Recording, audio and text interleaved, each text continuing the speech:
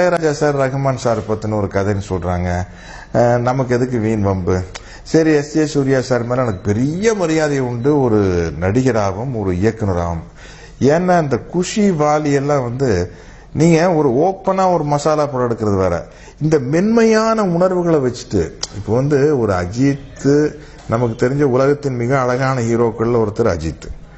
அவ்வளவு ஒரு அழகான முகத்துக்கு சொந்தக்காரராக இருக்கிறவர் ஒரு வில்லனா காட்டுறது ரொம்ப கஷ்டம். அதுவும் வாய் பேச முடியாத வில்லன். வில்லன்னா அவன் பேசுறது மூலமா தானே ஒருத்தனை கெட்டவன் எஸ்டாப்ளிஷ் பண்ண முடியும்.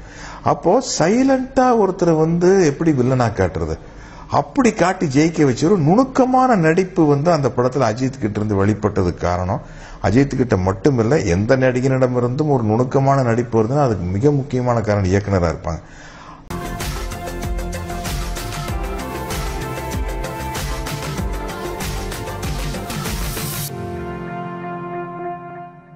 மேலும் இது போன்ற பல தகவல்களுக்கு சேனலை சப்ஸ்கிரைப் செய்யவும்.